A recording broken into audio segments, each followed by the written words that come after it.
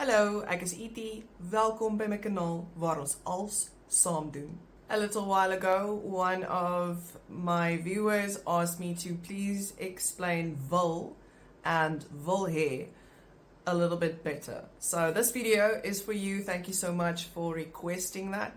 It's awesome if you guys have suggestions or ask me anything like this, because sometimes I'm not sure what comes across well. Sometimes I don't know what people really need to have a better grasp of Afrikaans.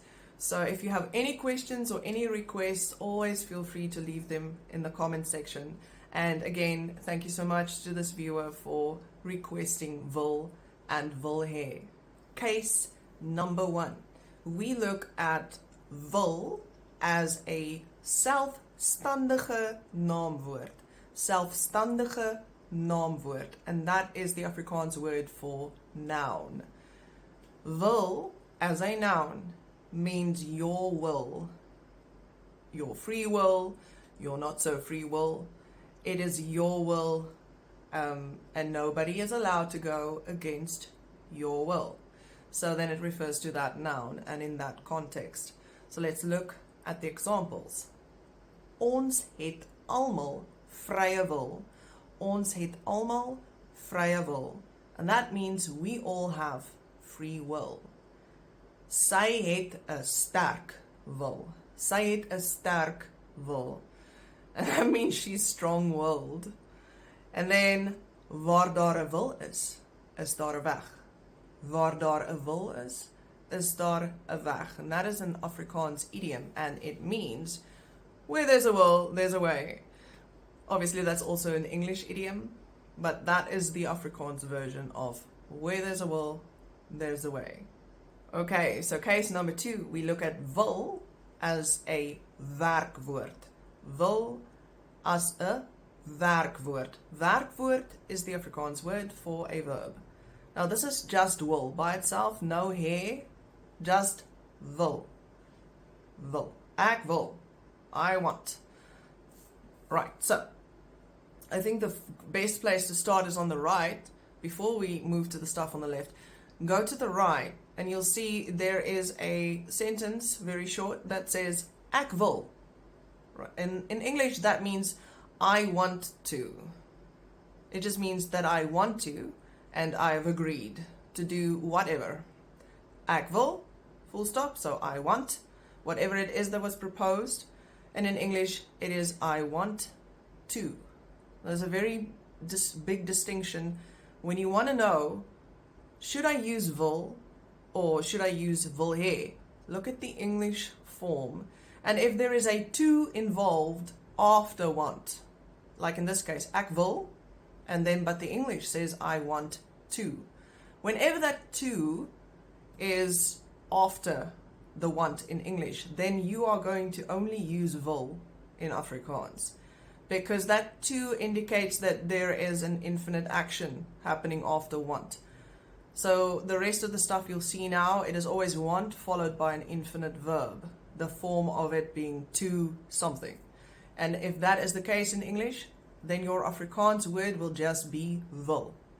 So let's look on the left. We'll start top left, and it says ek wil stap, which means I want to walk. So there is want followed by an infinite verb in English. I want to walk, and that would be ek wil stap in Afrikaans.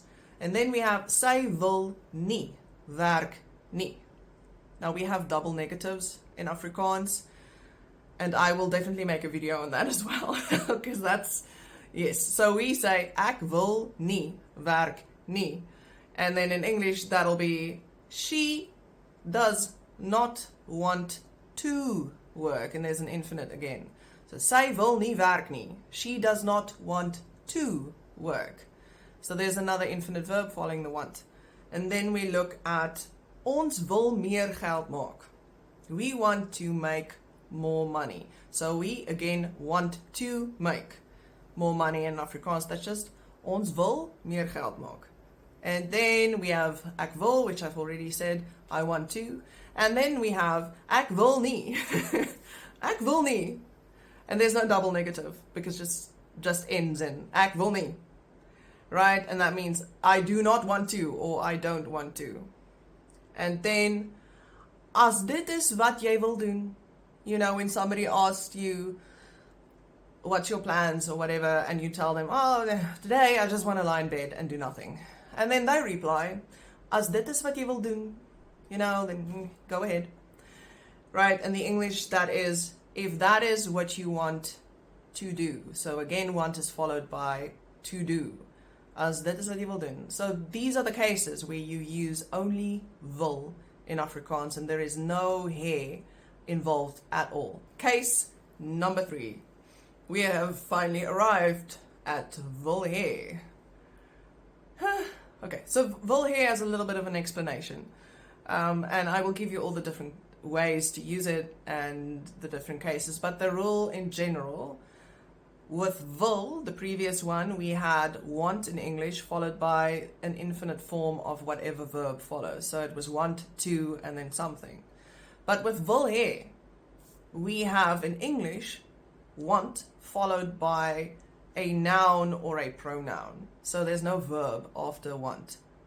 If there is no verb after want and it's want pronoun or want noun, then you know the Afrikaans now calls for wil he.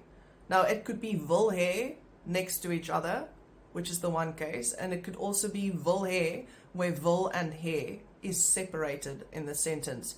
But if he is somewhere there, then it calls for the English to be want followed by a noun and not a verb.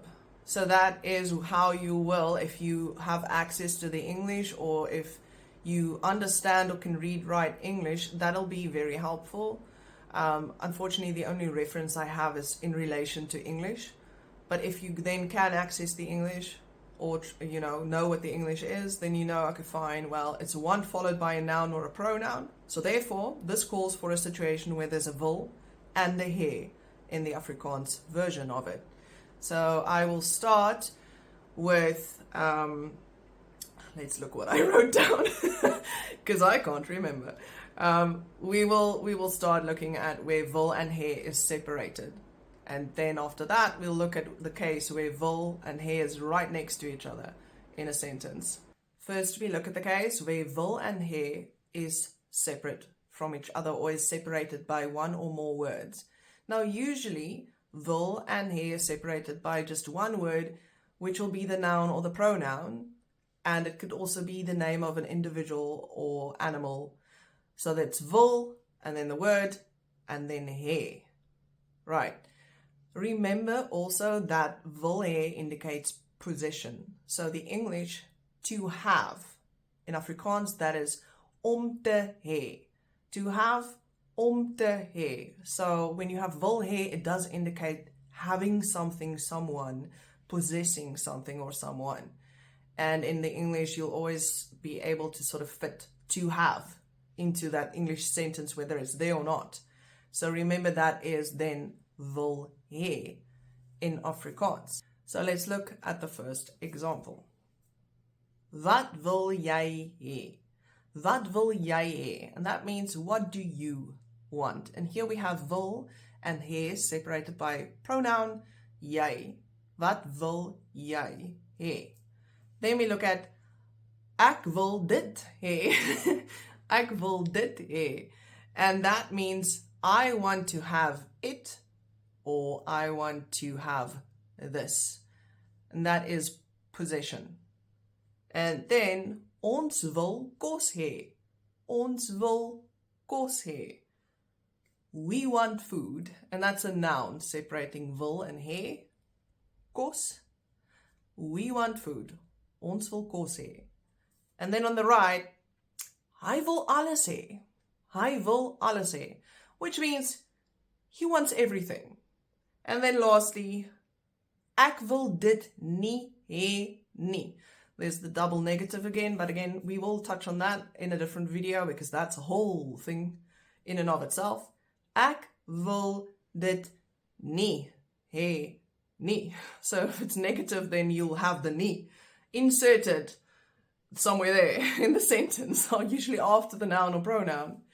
And that just means I do not want it, or I do not want this. Lastly, we have wil and hê right next to each other. So there's literally nothing in between. It's wil hê. This is, I can't say it's used less often. I think when I thought of examples, it felt like the wil and hê separated by something is definitely, I feel like it occurs more often. But wil hê also occurs a lot. It felt like just a little bit less. So let's look at the examples. Here we have, as dit is wat jy wil hê, as dit is wat jy wil hê. That is a response.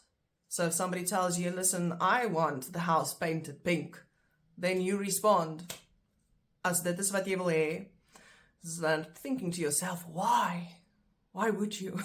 But then you just say, okay, well, as dit is wat jy wil hê. And that just means if that is what you want. Now, you see there's a, as dit is, if that is what you want, it's followed by nothing, the want. But if you can insert there, if that is what you want to have. So, yeah, that's a little bit more difficult. That's a little bit more difficult. I hope this makes sense.